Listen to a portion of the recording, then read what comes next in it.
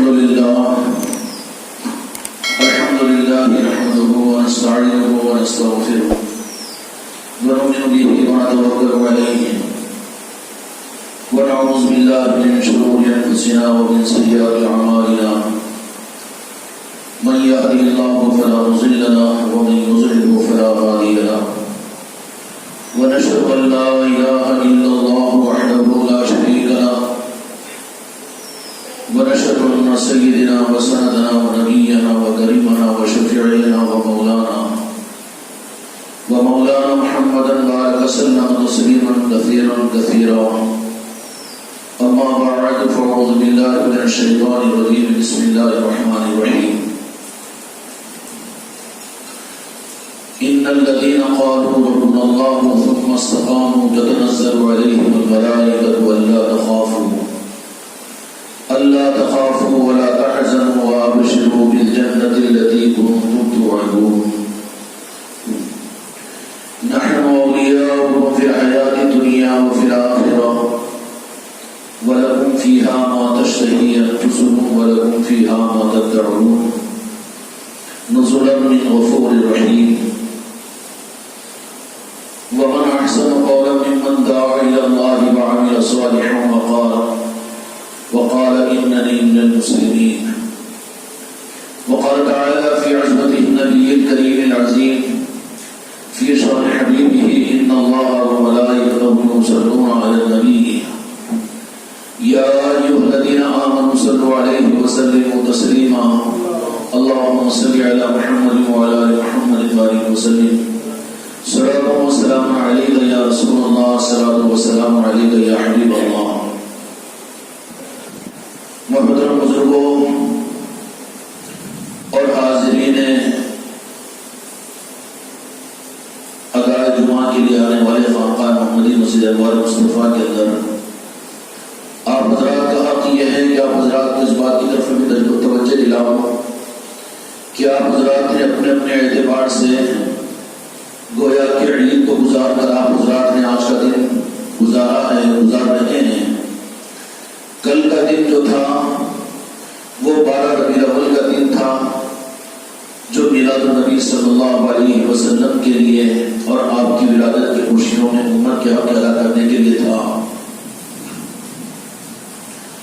عام عیدیں تو اللہ تبارک و تعالیٰ نے جو امت کو عطا فرمائی ہے ان کے اعمال کی وجہ سے بدلے کی صورت میں تھی، لیکن عید مصطفیٰ اور عید میلاد النبی اس کی خوشیوں کے اللہ تبارک و تعالیٰ نے کوئی عملوں کو ذریعہ نہیں بنایا، بلکہ اللہ تبارک و تعالیٰ اس لیے اس کا اتنا اہتمام عمومی طور پر بھی، جبکہ بالمقابل اس کے رمضان اور بقرعید کا اہتمام تو عام طور پر دنیا کے اندر مشہور و معروف ہے کہ مسجدوں کے اندر میں عید فطر کا اہتمام بھی ہوتا ہے، نماز کی ادائیگی بھی ہوتی ہے، عید الضحیٰ کا اہتمام بھی ہوتا ہے، قربانیاں بھی ہوتی ہے.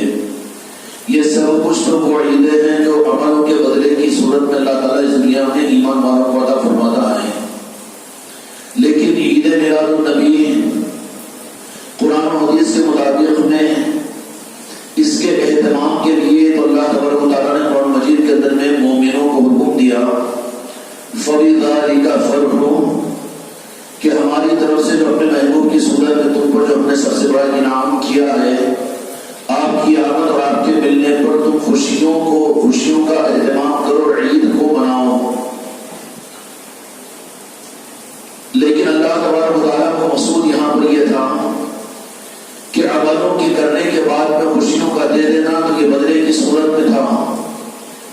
اگر کوئی رمضان اور بقرعید کا اہتمام کرتا ہے تو بدلے کی صورت میں بدلہ ختم ہو جائے گا.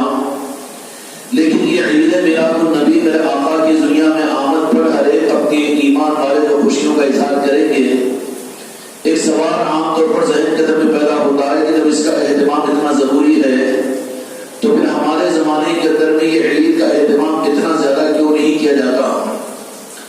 یہ سوال کی حقانیت اس معنی کے اندر میں صحیح ہوگی کیا گزشتہ صدیوں کے اندر میں اللہ کے نیک بندوں نے اس کا اہتمام کیا ہے، اور اگر نہیں کیا تو واقعیتاً صحیح نہیں ہوگا. لیکن کرنا اگر ثابت ہے تو پھر اس زمانے کے اندر میں نہیں ہو رہا ہے سی چیزیں ہیں جو نہیں ہو رہی ہے اور بہت سے وہ کام ہیں جو نہیں کرنے کے ہیں، لیکن آج مسلمان کر رہا ہے۔ جس کو اسلام کا تھوڑا سا علم بھی ہوگا وہ یہ سمجھے گا کہ بنیادیت اور شراب خانے فحش یہ بری چیز ہے، لیکن کیا اس وقت میں ارض مقدس مکہ اور مدینے کی طرف اس کی اجازت دی جا رہی ہے تو کیا یہ صحیح ہے؟ کیا اس زمانے کے 15ویں صدی کے مسلمان اگر اس کو صحیح سمجھ رہے ہیں اور اپنے عرب کی مقدس سرزمین کے اوپر اس کی اجازت دے رہے ہیں تو عرب کی اور مرکز کے سرزمین پر اس کی اجازت کی وجہ سے کیا مسلمان سارے اس بات کو قبول کر لیں گے کہ ہاں اجازت ہے، صحیح ہے؟ کوئی ادنا مسلمان بھی جس کے اندر میں ایمان کا ذرہ برابر میں رخ ہوگا وہ کہہ دے گا کہ یہ عمل کے وہ ذمہ دار ہے جو کریں، باقی یہ صحیح نہیں ہے۔ سمجھ میں آ رہی بات؟ بالمقابل اس کے ہیں کہ جو چیز کرنے کی ہے قرآن حدیث کے اندر اللہ تبارک و تعالیٰ نے بہت سی وہ چیزیں ہیں کہ جن کو کرنے کا حکم دیا تو وہ کرنے کا حکم دیا تو اس سے پہچان ہو جائے گی کہ ہم قرآن کے ماننے والے مسلمان ہیں، لیکن وہ خاص چیزیں اللہ تبارک و تعالیٰ کی طرف سے کہ مسلمان پہچانے جائیں گے اللہ کے حکم کو پورا کر کے، لیکن اللہ تبارک و تعالیٰ نے بعض وہ خاص چیزوں کو ہے کہ جس کا حکم راست نہیں دیا وہاں پر خدا کی حکمت اور مشیت اور منشا ادا کی ہوتی ہے کہ وہ پہچانے جائے کہ وہ صرف مسلمان نہیں بلکہ مومن ہیں۔ اس کے لیے اللہ تبارک و تعالیٰ نے راست اس کا اظہار بھی نہیں فرمایا، حکم بھی نہیں دیا، لیکن اللہ تبارک و تعالیٰ کو دیکھنا یہ مقصود ہوتا ہے کہ اللہ بھی یہ محسوس کرنا چاہتے ہیں کہ کون اسلام کی مجبوری پر حکم سمجھ کر کرنے والا ہے۔ اسلام اور قرآن پاک اور احادیث اور شریعت کے مطابق میں شریعت کا ایک راستہ تو وہ ملا ہے جس کا ایک نظام دین ظاہر کے ساتھ میں ہے، شریعت کے ساتھ میں ہے، دین کے ساتھ میں ہے، لیکن ایک نظام محبت کے ساتھ میں ہے، ایک روح محبت کا ہے، اور محبت کا روح بھی قرآن حدیث میں اللہ تبارک و تعالیٰ نے بیان فرما دیا کہ محبت کا مرکز تمہارے لیے میرے محبوب کی ذات ہے۔ پورے قرآن حدیث کی ساری تفصیل سے مختصر عرض کر دوں کہ محبت کا مرکز رب کی ذات کو نہیں بنایا جا سکتا، بلکہ رب نے جو بنایا وہ اپنے محبوب کی ذات کو بنایا۔ اور قرآن مجید کے اندر اللہ تبارک و تعالیٰ نے فرما دیا یہود و نصارہ کے ذریعے سے قل ان کنتم تحبون اللہ فاتبعونی ویحببکم اللہ، اگر تم مجھ سے محبت کا دعویٰ کرتے ہو تو میری محبت تم کو حاصل ہونے کی چیز تو نہیں ہے جس کا مفہوم عرض کر رہا ہوں، لیکن ضروری ہے کہ میری محبت میں میرے محبوب کی تابعداری اور اطاعت اور ان کی محبت کو سمجھوں گا۔ یہ یہودیوں کے اس شبے کا جواب اللہ تعالیٰ نے قرآن مجید کے اندر دیا ہے کہ یہودی یہ کہتے تھے کہ انا عبد اللہ، انا ہم تو بڑے اونچے درجے کے اس لیے ہم سابقہ کے نبیوں کی اولاد ہیں اور ہم تو اوپر کے آسمانی کتابوں کے ماننے والے تورات اور انجیل کے ہیں۔ تو رب العالمین نے فرما دیا کہ سوالات نبیوں 313 رسولوں ان دستوروں کے ساتھ جو ہمارا قانون تھا ہم تکمیل نبوت کی صورت میں اپنے محبوب کو جو ہم دنیا میں ظاہر کر دیے، اب ہمارا قانون وہ ہوگا قرآن مجید ہوگا، اب تورات و انجیل کی نہیں چلے گی۔ حقیقت بھی یہ ہے کہ تورات و انجیل کی اصل میں قرآن پاک میں موجود ہے، قرآن پاک ہی اصل امت کے لیے ہدایت کی کتاب ہے۔ تو ان کو اللہ تبارک و تعالیٰ نے فرما دیا کہ نہیں، تمہاری محبت میری ذات کے ساتھ میں، اور تم یہ کہنا کہ ہم موسیٰ علیہ السلام کے ماننے والے ہیں، اس کے لیے آپ سے زیادہ قریب ہیں، ہم عیسیٰ علیہ السلام کے ماننے والے ہیں، تورات کے ماننے والے ہیں، یا اللہ ہم کو یہاں کے غلامی کی طرف میں بھیجتا ہے اور اپنے محبوب کو تو نے ہمارے نبی کے بعد میں دنیا میں ظاہر میں پیدا فرمایا، لیکن یا اللہ ہم تو تیرے بھیجے ہوئے نبی پر ایمان لانے والے اور تیری آسمانی کتاب پر عقیدہ رکھنے والے، اللہ ہم کو اس طرف میں کیوں بھیج رہا ہے؟ تو ان کو اللہ تبارک و تعالیٰ نے فرمایا کہ نہیں، ہمارا قانون بدل چکا ہے، اب ہمارا قانون تو صرف یہی ہے کہ اے عیسائیوں، اے یہودیوں، اے تورات کے ماننے والے، اے انجیل کے ماننے والے،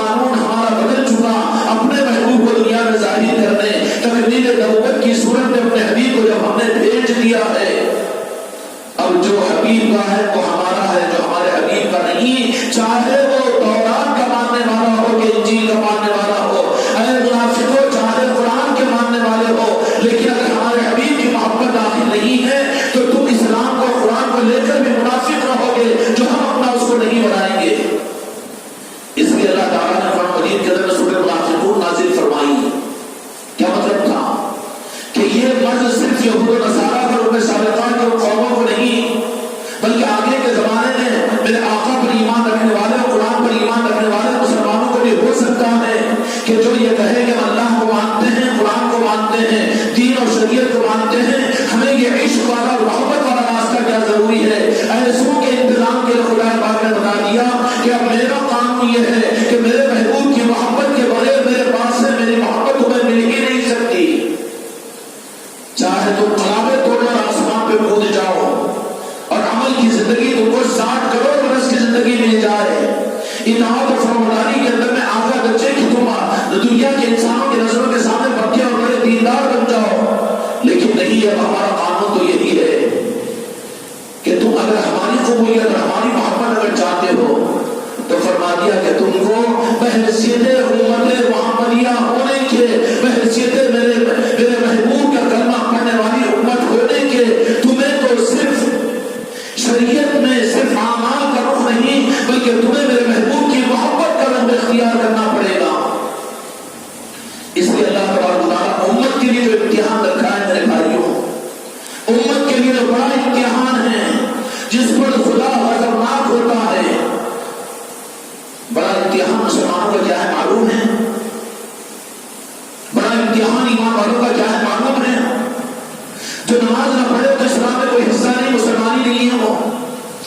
جو روزے کا انکار کر دے، جو نماز کا انکار کر دے، انکار کرنے والا تو کافر ہو جائے گا، کوئی ٹینشن نہیں۔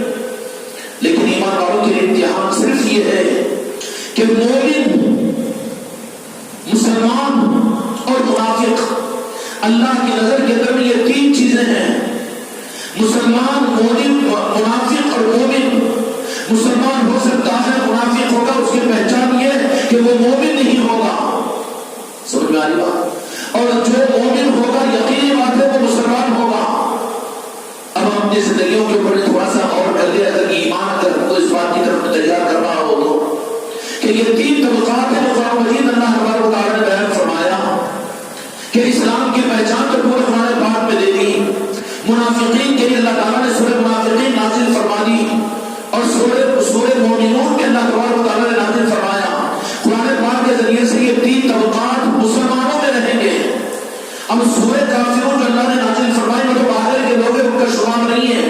یہاں پر وہ آیتیں سنا کر جو کافروں کے بارے میں نازل کی گئی، امت کو یہاں پر ٹھوس اٹھایا نہیں جا سکتا کہ تم بھی شرک کر رہے ہو، یہ کہنے والا یہ دھوکے باز ہے، کیونکہ جو مومن ہے، جو مسلمان ہے وہ شرک کر ہی نہیں سکتا، اور جو شرک کرے وہ مسلمان کیسے مان رہا ہے تو یہ تو دھوکے بازی ہے کہ جو امت کا مشرک ہے کہ اس سے شرک ہو جاتا ہے، اس سے شرک ہو جاتا ہے، اور یہ بدعت ہے جو شرک پہنچ جاتی ہے۔ اسلام اور ایمان کے راستے میں شرک نہیں ہے، شرک کرنے والے تو باہر کے ہیں اسلام سے، اور شرک کرنے والے تو اسلام کے حدود کے باہر کے لوگ ہیں۔ باہر کے لوگوں کو اندر کیوں لے رہا ہے تو دوستوں کو گھر میں بلا کر رشتے داروں کے ساتھ اپنے دسترخوان میں بٹھائے گا نہیں، ان کے لیے باہر کی چیز ہے وہ۔ نفرت کا درس ہم نہیں لیتے کافروں سے، لیکن اس کا مطلب یہ نہیں کہ کافروں کے وہ جو آیتیں نازل قرآن پاک میں اللہ نے فرمائی اس کا دوست مسلمانوں کو مت دو۔ یہ بہت بری لت ہے مسلمانوں کو کہ مسلمانوں کو مشرک قرار دیا جائے اور مسلمانوں کے معاملات کے اندر میں، اور پھر یہ چوک جو ہوتی ہے 1500 سالہ تاریخ اس بات پر شاہد ہے کہ یہ یہود و نصارہ کی طرف سے نہیں ہوتی، بلکہ اسلام کے جو ظاہری طور پر نام لیوا علم بردار ہوتے ہیں، جو اپنے آپ کو اسلام کے علم بردار قرار لیتے ہیں، چاہے وہ پیری مریدی کی صورت میں ہو، اور چاہے علم اور علماء اور مفتیوں کی صورت میں ہو، اور چاہے کوئی بھی ہو، ان کا جرم اسلام پر یہ جرم وہ جرم ہے کہ اس جرم کے اندر میں کھل کر کہہ دو تو بات سمجھ میں آ جائے گی۔ اتنا بڑا جرم اسلام پر یہود و نصارہ مشرکین کا، کافروں کا نہیں ہوتا جتنا بڑا ظلم اسلام کی بنیاد میں 1500 سال کے اندر میں یہ دین کا نام لینے والے علماء اور یہ دنیا کے پیٹ پالو پیری اور مریدی کے نظام چلانے والے، انہوں نے ان نظاموں کے اندر میں اسلام پر ظلم کیا کہ انہوں نے محبت کے دین کو بدعت کا دین قرار دیا۔ محبت کے دین کو بدعت کا دین نہیں، کیا ضروری ہے؟ کیا یہ ضروری ہے کیا؟ اچھا ضروری نہیں، اگر تو کہہ رہا اگر مومن ہے تو پھر ضروری نہیں کے لیے دلیل چاہیے قرآن پاک سے ثابت کر۔ پورے قرآن حدیث کے اندر میں کوئی مجھے یہ دلیل دے دے کہ میلاد مصطفیٰ کا 12 ربیع الاول کو منانے کی ممانعت قرآن حدیث میں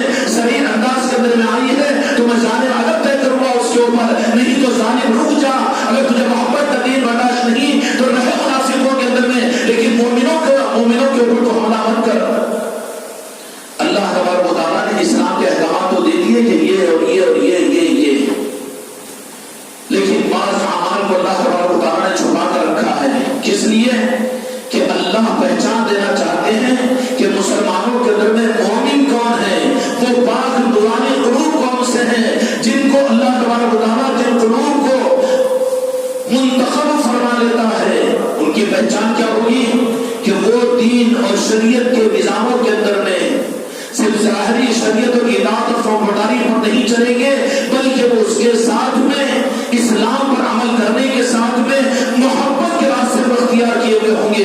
اور محبت اللہ تبارک و تعالیٰ نے قرآن مجید کے اندر ارشاد فرمایا کہ تم میرے محبوب سے ٹوٹ کر محبت کرو. احادیث نے بے شمار احادیث، بخاری شریف کے اندر میں الادب المفرد کے اندر میں 40 احادیث امام بخاری رحمۃ اللہ علیہ نے صرف میرے آقا کی ادب اور عظمت اور محبت کو نقل فرمائی ہے بخاری شریف میں.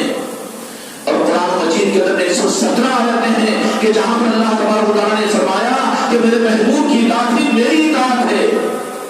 کہیں پر یہ نہیں فرمایا قرآن مجید کے اندر میں، ہاں زبان ہماری بھی کھلی ہے، ذرا کان کھول کر سن لو کہ امت کو گمراہ کیا جا رہا ہے قرآن کا نام لے کر، امت کو گمراہ کیا جا رہا ہے بخاری اور مسلم کا نام لے کر. لیکن بخاری اور مسلم کو قرآن کو ہم بھی جانتے ہیں. قرآن مجید میں اللہ تبارک و تعالیٰ نے 117 سے زیادہ مقامات پر اپنے محبوب کی اطاعت کو اپنی اطاعت قرار دیا. کان کھول کر سن لو اور توبہ کرو. اگر نہ اہتمام کیے ہو تو کل اپنے گھر کے میں میلاد کی محفل کرو تاکہ تمہارے ایمان کا ثبوت ہو، تمہاری اولاد گواہ دے دے قیامت میں کہ میرے آقا کے آنے پر میں بھی اپنے گھر میں خوشی منایا تھا. اور جو خوش نہیں ہوا صرف وہ ایک ہے، باقی ساری نورانی مخلوق خوش ہونے والی تھی. اور جو ایک ہے وہ کون ہے جس کا نام لینا بھی پسند نہیں کریں گے، وہ عزازیل اور شیطان اور لعین اور مردود ہے. کہ ہم بھی خوشیوں کو نہ منا کر اپنے عمل کا ثبوت یہ دینا چاہ رہے ہیں ہم کو خوشی نہیں ہے. لائٹ لے لو، شرم نہیں آتی تو اپنے میں پوتے کے برتھ ڈے کے لیے تو لائٹ نہیں لیتا، اپنے سالگرہ پر تو لائٹ نہیں لیتا. نئے کپڑے بھی یاد آتے ہیں، دستر بھی یاد آتا ہے، خوشیوں کے موقع پر سب کچھ یاد نہیں آتا. شرم آنا چاہیے مسلمان تجھے کہ تیرا سارا نظام اور تیری خوشیاں رک جاتی ہے وہاں پر جب میرے آقا کی ولادت کی خوشی کا موقع آتا ہو. تو یہ کتنا بڑا اس کا نفاق ہے. قرآن مجید کے اندر اللہ تبارک و تعالیٰ نے کہیں پر یہ بات نہیں فرمائی، بتا دے کہ جو میری مانے وہ میرے محبوب کی مانے. ہاں 117 مقامات کے پر اللہ تبارک و تعالیٰ نے فرما دیا جو میرے محبوب کی مانا، جو میرے محبوب سے محبت کیا اس نے ہوا کہ مجھ سے محبت کی، اس نے میرا مانا. کیا حشر ہوگا جو محبت کے دین کو چھوڑ کر میرے آقا کے محبت کے راستے کو چھوڑ کر جو قرآن کافی ہے سمجھ لے، جو اسلام کے احکام کافی ہے سمجھ لے. تو پھر کیا فرق ہوگا منافقین کے اندر جو میرے آقا کے زمانے میں تھے، اسلام پر اتنے بڑے عمل کرنے والے کہ جن کو دیکھ کر صحابہ کرام تعجب کرتے کہ ہم بھی تو عمل میں اتنا آگے نہیں، عملوں کی دنیا میں اتنے آگے وہ منافقین. لیکن وہ منافق کیوں رہے، کیوں محروم رہے؟ قرآن پاک میں سورہ منافقین اللہ نے کیوں نازل فرمائی؟ اس لیے کہ محبت کے دین سے وہ دور تھے. اللہ تعالیٰ پوری امت کو اپنے کرم سے یہ رخ اپنے کرم سے عطا فرمائے. سب سے بڑا ظلم اہل علم کا اس زمانے کے اندر یہ ہے، کتابوں کے لکھنے والوں کا یہ ہے، اور مجھ جیسے تقریر کرنے والے ظالموں کا یہ ہے کہ محبت کے دین کو بدعت کا دین قرار دیا جا رہا ہے. میلاد کی محفلیں کیوں سجائی جاتی ہے؟ جشن آزادی کے لیے کوئی رکاوٹ نہیں، گھر میں غد و ولیمے کے لیے کوئی رکاوٹ نہیں، نئے کپڑے پہننے میں کوئی خبر نہیں. اچھا ٹھیک ہے قبول کیا جائے گا، لیکن روکھا سوکھا بن کر ایک طرفہ بات کو قبول نہیں کریں گے. اگر واقعی میں اتنی ممانعت کا معاملہ ہے تو پھر میرے آقا دو جہاں کے مالک پنکھے ڈالوں پر بٹھا ڈالے دو جہاں کے مالک میرے آقا نے یہ قرآن مجید کو ناجائز اور نعوذ باللہ علیہ باللہ یہ اسلام کے قرار دیا ہے. کوئی زبان کھول کر کتاب کھول کر ہم کو بتائے ہم آنے کے لیے تیار ہے. اس کے برخلاف میں قرآن حدیث کی زبان کی پہچان دے گی. سورہ مائدہ کی آیت جیسے کہ میں نے عرض کیا فَلِذَلِكَ فَرْحُ کہ ہم نے سب سے بڑا انعام کو اپنے محبوب کی صورت میں تمہیں عطا فرما دیا. کس دن عطا ہوئے؟ کائنات کو ظاہری طور پر میرے آقا جو دنیا میں تشریف لانے والا ربیع الاول کا وہ دن تھا. کیا اس دن ایمان والوں کے لیے عید کا دن نہیں ہے؟ ان ظالموں اور یزیدیوں نے اس کو غم کا دن منایا. یہ کہا جاتا ہے کہ دو جہاں کے مالک اسی دن پردہ ہوئے ہیں تو پھر تو ماتم منایا، بال مڑایا، اور اس دن تیرے چہرے کے اوپر آنکھوں میں آنسو نظر آئے کیونکہ بڑی حماقت کر رہا ہے کہ نہیں آقا کے پردہ فرمانے کا دن بھی ہے. تو پھر یہ کمینہ پن کیا ہے دین کے معاملات کے اندر میں کہ خوشی منانے کا حکم اللہ تعالیٰ نے دیا لیکن قرآن حدیث کے اندر میں کہیں غم منانے کا حکم نہیں دیا میرے آقا کو دنیا پردہ فرمانے پر. اس لیے کہ اللہ تبارک و تعالیٰ نے فرمایا میں اپنے محبوب کو بھیجا ہوں آپ پر یہ نہیں کہ آپ چلے گئے اس دنیا سے عقیدہ خراب ہو جائے گا. آپ ہیں تو کائنات ہے. اگر آپ کو اللہ تبارک و تعالیٰ ہٹا دے گا کائنات سے تو خدا کی قسم کائنات باقی نہیں ہوگی. اس لیے میرے بچوں اللہ تبارک و تعالیٰ ہم قرآن کو صحیح فکر کی توفیق عطا فرمائیں. ذہن سے نکال دو کہ کوئی مسئلہ کو جماعت کی میں ترجمانی نہیں کر رہا ہوں, لیکن تمہارے ایمان کو سوئی مار رہا ہوں اور تمہارے ایمان کے جذبے کو میں ہوا دینا چاہ رہا ہوں. جو اندھے بن کر پڑے ہوئے ہو اور تمہارے یہ اندھا بن کر پڑے رہنا, میرے آقا کی ولادت مبارکہ کے اس موقع پر خوشیوں کا اہتمام نہ کرنا. کہ تمہارے آج سے 25-30 سال پہلے کے نانا دادی کے مکانوں میں میلاد مصطفیٰ کے عنوان پر خوشیاں ہوتی تھی کہ نہیں ہوتی تھی؟ جو ہوتی تھی تو پھر اب کیوں نہیں ہو رہی ہے؟ کن یزیدیوں کا دین تم نے قبول کر لیا, کن منافقین کے راستے پر اپنے آپ کو ڈال لیا. فَلِذَلِكَ فَرْحُ بہت بڑا چیلنج کر دیا ہوں کہ میرے آقا نے یا رب العالمین نے کہیں پر منع کیا کہ میرے محبوب کو میں بھیج دوں تو تم دنیا کے اندر میں, کیونکہ یہ بدعت ہو جائے گا کہ تم خوشیاں نہیں منانا اس لیے کہ برتھ ڈے کی طرح سے ہو جائے گا. اے کمینے, کن کن باتوں کو لا کر اس کے اندر داخل کر رہا ہے. فَلِذَلِكَ فَرْحُ احادیث سے میرے آقا نے خود اپنی حیات مبارکہ میں 12 ربیع الاول کو بالاہتمام آپ نے مدینہ منورہ کے اندر بکرے کٹوائے اور صحابہ کرام کی دعوتیں کی. اور یہی سنت سید ابوبکر صدیق رضی اللہ عنہ کی نہیں سننے ملے گی. محتاج مت بنو ہمارے بیان کرنے والوں کے اور یہ کتاب پڑھ کر سنانے والوں کو. اللہ نے تمہیں عقل عطا فرمایا. تو امریکہ کا گانا تو اپنے سر پر سنتے ہو تو میلاد مصطفیٰ کی نسبت پر کم سے کم کلپ کرو اور وہاں پر سنو تو پتا چل جائے گا کہ کتنے بخاری اور مسلم قرآن کے ذریعے سے اللہ تبارک و تعالیٰ نے وہ چیزیں بھی ڈاؤن لوڈ کروا دی ہے تمہارے کمپیوٹر تمہارے سروں کے اندر میں. لیکن ان ظالموں نے کیا کیا کہ محبت کے دین کو بدعت کا دین تو شرک. اچھا شرک کی یہ تشریح اور بدعت کی یہ تشریح تو خود اس وقت نہیں تھا, آج پیدا ہوا تو تیری پیدائش خود تو بدعت ہے. اگر ماننا ہی اگر شرک ہے جیسا وہ کہہ رہا ہے تو پھر اس کے شرک کا امتحان تو اس وقت میں لو جبکہ گھر میں بیوی کی ڈیلیوری ہے تو جا کے ڈاکٹر سے کہہ رہا ہے نہیں ذرا خیال کرنا میری بیوی ہے اور ذرا بہت اچھا ٹریٹمنٹ کرنا, ڈاکٹر صاحب اچھی طرح سے اس کو زندگی مل جائے. یہ شرک نہیں ہے, مانگنا شرک نہیں ہے. بے وقوف مت بناؤ امت کو. خدا سمجھ کر مانگنا اور خدا سمجھ کر مانگنا یہ شرک ہے. اگر مانگنا شرک تو گھر میں جا کر بیوی سے نکالو دوپہر کا کھانا دسترخوان پر, یہ بھی تو شرک ہو جائے گا. 1000 روپے دو میری مدد کرو قرضہ, یہ شرک نہیں ہوگا.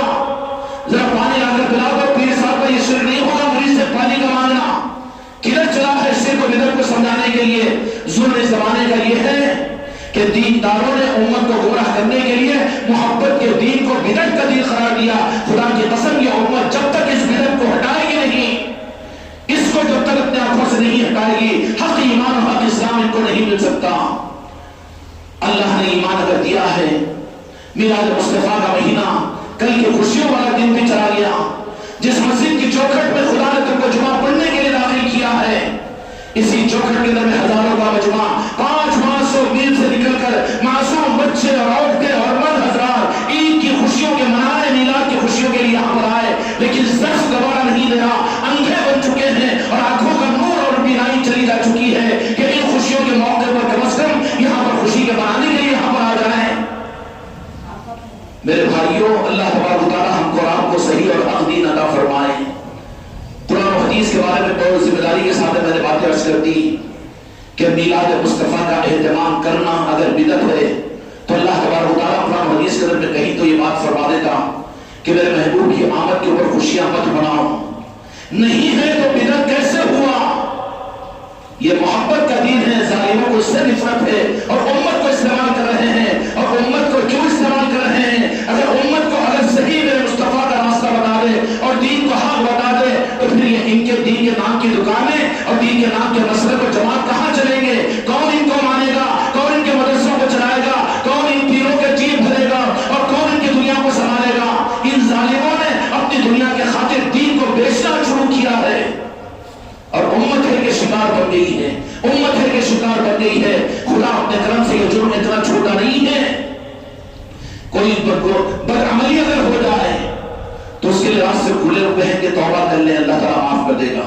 شب قدر آئے گی, معاف ہو جائے گا. جمعہ کی مخصوص اوقات آئیں گے, معاف ہو جائے گا.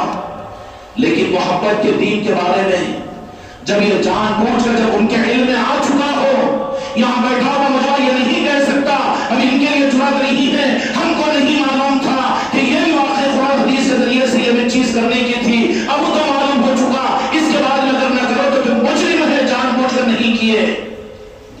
کرنے کا موقع یہ ہے کہ اگلے سال 12 ربیع الاول جب آئے تو اس وقت نیت و ارادہ کرو کہ انفرادی طور پر اپنی ذاتوں کے اعتبار سے اپنے گھروں کے اندر، اپنے خاندانوں کے اندر میں جشن میلاد النبی کا اہتمام کریں گے، اور وہ قضا ادا ہو جائے پتہ نہیں کہ ربیع الاول کے آنے سے پہلے ہم مر جائے اور کفن کے 3 ٹکڑوں میں لپیٹ دیے جائے اور پھر قبروں میں پہنچا دیے جائے اور وہاں پر سوال کیا جائے گا کن تقول فی ھذا الرجل محمد صلی اللہ علیہ وسلم، اس ذات کے بارے میں تم کیا جانتے ہو جہاں میرے آقا کا دیدار ہوگا۔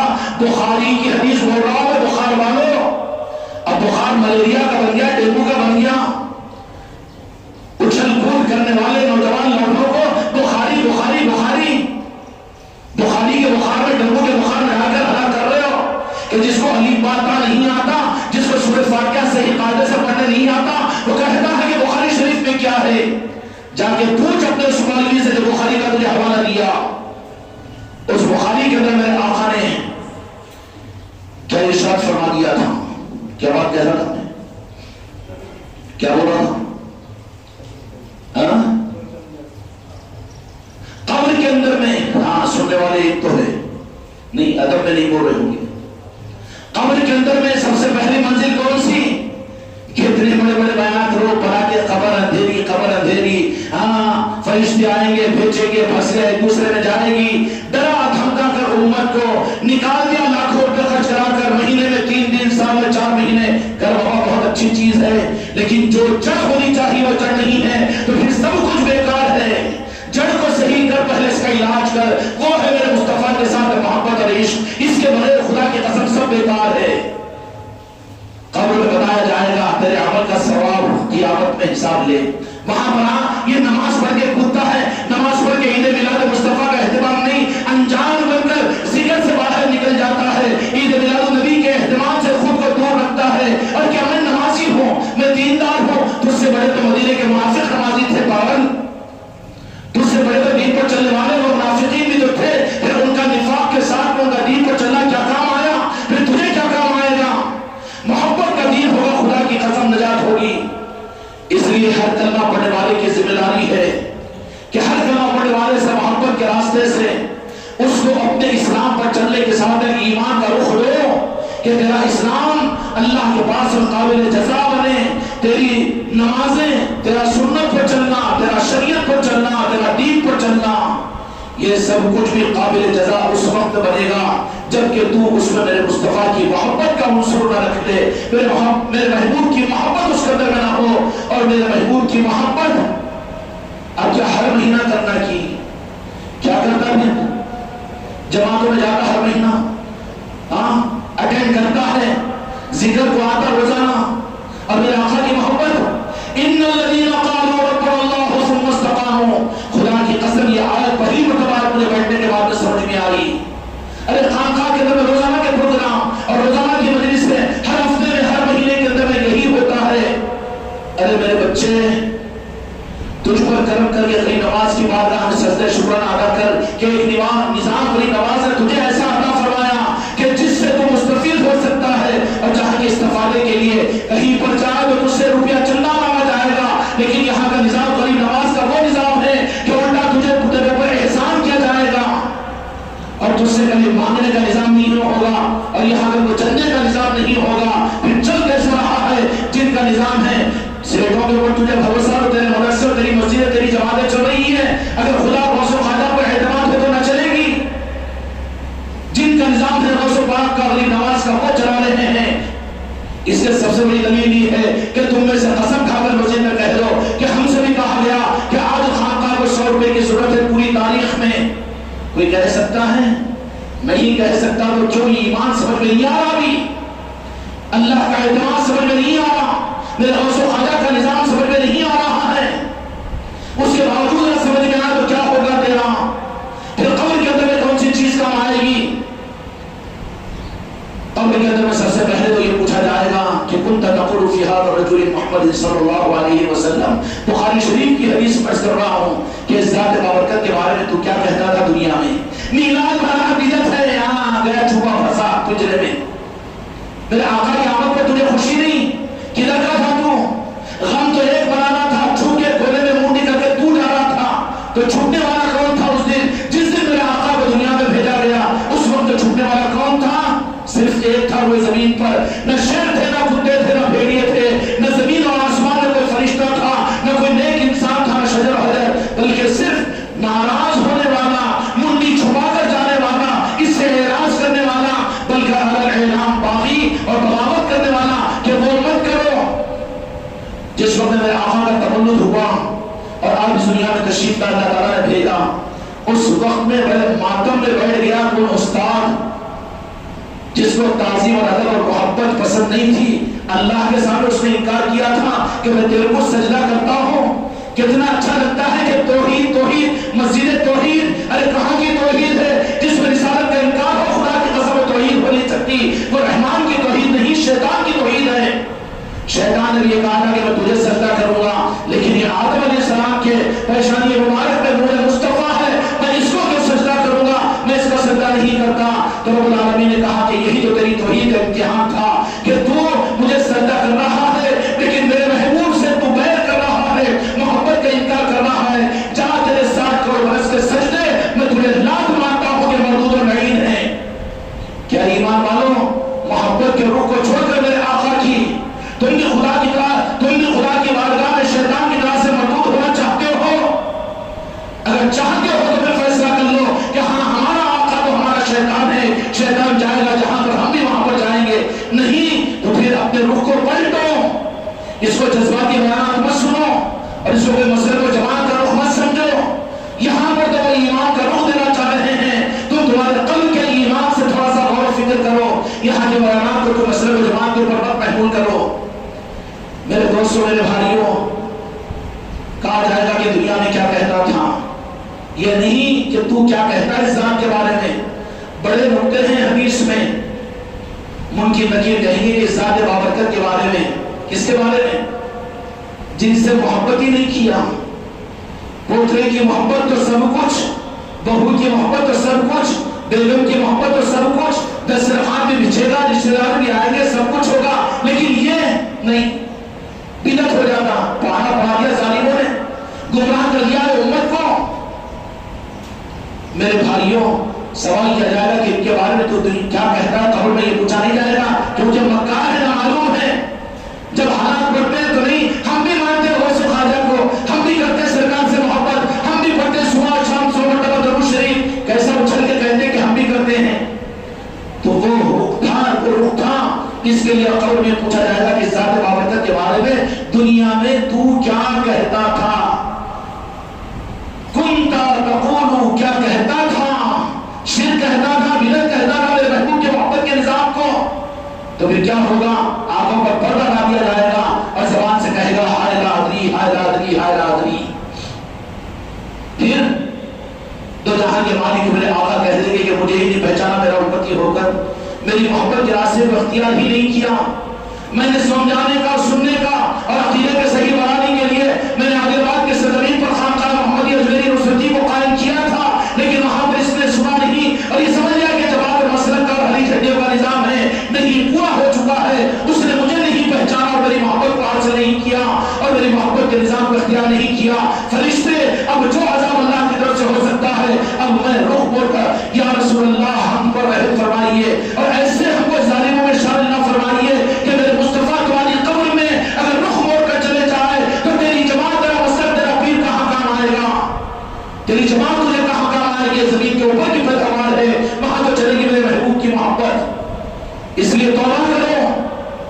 میں یہ نہیں کہہ رہا ہوں کہ تم کو ساری چیزوں کو غلط ہے، لیکن اس میں جو غلط کا رخ ہے میرے آقا کی محبت کا وہ غلط ہے، اس سے بدلو ورنہ ایمان کام آئے گا، اسلام کام نہیں آئے گا.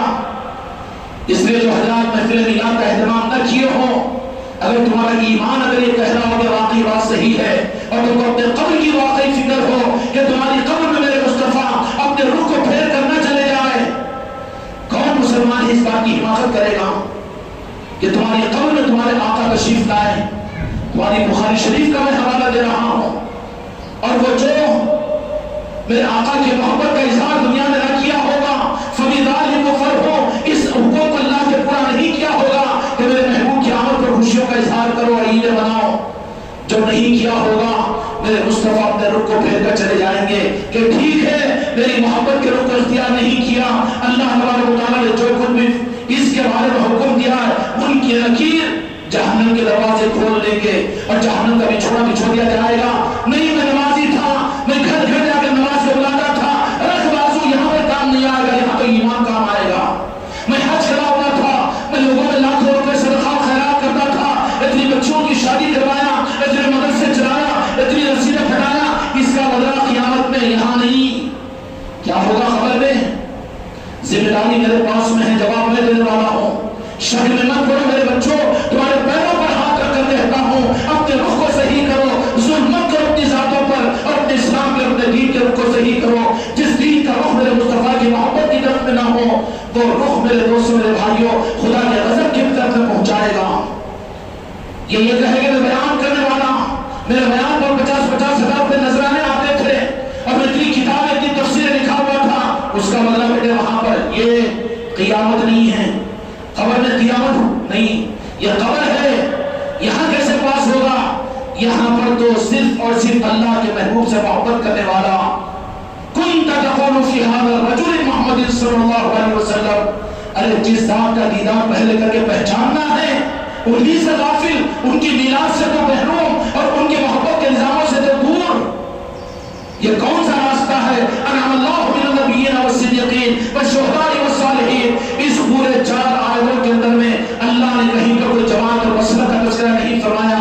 अंबिया, सिद्दीक़ीन, शुहदा, उसके बाद में सालिहीन बहुत झुकता है। तुम्हारे जमात के मानी का नाम हो तो बड़े खुश, मुल्क आजादी के उलमा के कुर्बानी को कहो तो बहुत खुश, लेकिन क्या वो सुल्तान बिन खालिद कादयान, ख्वाजा अली नवाज, बाबा खुदुद्दीन बख्तियार काकी और अलाउद्दीन अली अहमद साबिर कलियरी रहमतुल्लाह अलैह वो मिनस सालिहीन के अंदर कुरान पाक के मुताबिक मौजूद नहीं है? तुम मैं मेरे पाक को तुम्हारे पाक की गारंटी नहीं दे सकते, लेकिन साबिर पाक कौन है जो अल्लाह के सालिहीन और नेक बंदों में शामिल है? कहोगे कि नहीं कहोगे? इसलिए उनकी मोहब्बत, उनकी निस्बतों की महफिलें भी जरूरी है। बाबा खुदुद्दीन बख्तियार काकी कौन है? वो अल्लाह के नेक बंदे सालिहीन में शामिल है। तुम्हारा बानी और रुबानी, तुम्हारा आलिम और मुफ्ती नहीं है कुरान पाक के मुताबिक में, लेकिन वो औलिया जिनकी विलायत खुदा के महबूब बंदे हैं। मानेंगे कि नहीं मानेंगे? अगर है आप लोगों के अंदर में ईमान की हरारत तो आज आइए मगरिब की नमाज के बाद अलाउद्दीन अली अहमद साबिर कलियरी रहमतुल्लाह अलैह जो कलियर शरीफ के अंदर में जिनका आस्ताना है उनके रोड से शरीफ है, आज उनके निस्बत की महफिल इस मस्जिद में मगरिब की नमाज के बाद में होगी और इंशाअल्लाह मगरिब की नमाज के बाद की महफिल के अंदर में मसले व जमात की बुनियाद पर नहीं, अपने ईमान और निस्बत की बुनियाद पर आओ। आज की मगरिब के बाद की मजलिस में शरीक होइए। इतवार के दिन बाबा खुदुद्दीन बख्तियार काकी रहमतुल्लाह अलैह के उसके निस्बत की महफिल यहाँ पर होगी। आओ का मतलब तुमको चावल का थैला लाओ नहीं कह रहे हैं, आकर 100 रुपए की रसीद फाड़ो नहीं कह रहे हैं, ईमान लेकर जाओ, निस्बतें लेकर जाओ जो तुम्हारी अंधेरी कब्र में काम आएगी और तुम्हारे अंधेरे गड़े में काम आएगी। अपने अमाल का ठोस रब को कब्र में नहीं ले सकते, जो कब्र में फेल वो आखिरत में भी फेल हो जाएगा। इसलिए अपनी कब्र के अंदर अपने आप को कामयाब करने के लिए मेरे आका की मोहब्बत और रसूल की मोहब्बत के निजाम को अख्तियार करो। क्यों भी करोगे ना इंशाअल्लाह। आज मगरिब के बाद महफिल होगी, आप हजरात से गुजारिश है कि जरूर अपने दोस्त अहबाब के साथ में तशरीफ लाए। मगरिब के बाद अलाउद्दीन अली अहमद साबिर कलियरी रहमतुल्लाह अलैह की निस्बत पर यह महफिल होगी, तो खैरात ईमान की मिलेगी और वो निस्बतें आपको मिलेगी।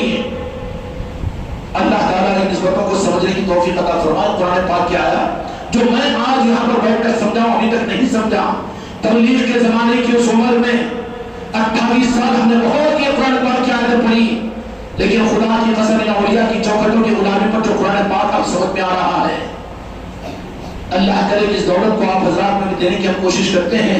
बड़ा अफसोस होता है जो हमको देखकर रुक जाते हैं कि पहले भी तो इन्हों वही करे ना करे, लेकिन इसका इनकार नहीं, लेकिन सही करो अगर कह रहे हैं। रोड पर जा रही हैं तेज गाड़ी के साथ में, लेकिन आगे देखा कि वहां ट्रेन का ब्रेकर है, क्या बोलते उसको, गेट है, वहां रुके नहीं, मैं उनके पीछे जा रहा हूँ, पीर साहब के पीछे। अब ट्रेन आ गई, अरे बाबा मोटर मौत हो जाएगी, پیر صاحب کی بات نہیں، وہاں پر رک جا، عالم صاحب کے پیچھے جا رہا ہوں، جہاں اچھی بات ہے راستے کے اوپر، لیکن جہاں پر ٹرین کا گیٹ آ گیا وہاں بھی حماقت کرے اندھا بن کر چلا جائے گا تو ٹرین کے نیچے آ جائے گا، انڈے کا چیلا بن جائے گا۔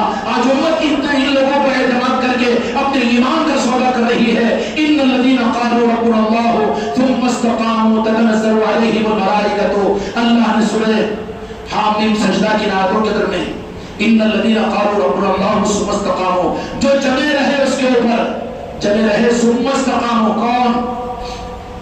محبت کے نظام پر جمے رہے۔ وہ یہ نہ کہے کہ خالی رمضان بقرعید کر لیتے ہیں، بلکہ ہر مہینے میں، ہر دن میں اور ہر ہفتے میں جہاں پر بھی اپنے اپنے محبوب کی محبت کا موقع آ جائے وہاں ظاہر کرنے والے جو جم جائے نظاموں کے پر تتنزل علیہم الملائکۃ الا تخافوا، کہ تم زمین والے تمہارے لیے کیا چیز ہے، بلکہ ہم آسمان سے فرشتوں کو تمہاری مدد کے لیے نازل کرتے ہیں۔ قرآن پاک کی آیت کر رہا ہوں، اگر غلط کہوں تو ایمان چلا جائے گا۔ ثم استقاموا تتنزل علیہم الملائکۃ الا تخافوا ولا تحزنوا، کہ پھر وہ بشارتیں تم کو دیں گے کہ خوف مت کرو، ڈر مت کھاؤ، کہ ہم تمہارے ساتھ میں ہیں۔ اور اس کا مصداق اولیاء کی زندگیاں ہیں۔ خدا مجھ اور آپ کو اولیاء کے راستے پر چلنے کی توفیق اور ہمت، پھر بھی پسو پیش فیصلہ ہی کر چکے ہو تو اپنے انجام کے خود ذمہ دار۔ یہ ذمہ داری تھی ہماری تم تک حق کو پہنچانے کی، اب تم ذمہ دار اس معاملے میں فیصلہ کرنے کے۔ ہم کو ضرورت نہیں ہے کہ تمہارے سروں کی گنتی بتا کر ہمیں کسی امریکہ سے ایوارڈ لینا نہیں ہے، اور کسی جمعیت کے دفتر سے سرٹیفکیٹ لینا نہیں ہے، کسی تبلیغ والوں سے کوئی سند لینا نہیں ہے۔ ہم کو جو حق ہے وہ دینا مقصود ہے۔ خدا اس حق کو سمجھنے کی توفیق عطا فرمائے۔ وحق لا الہ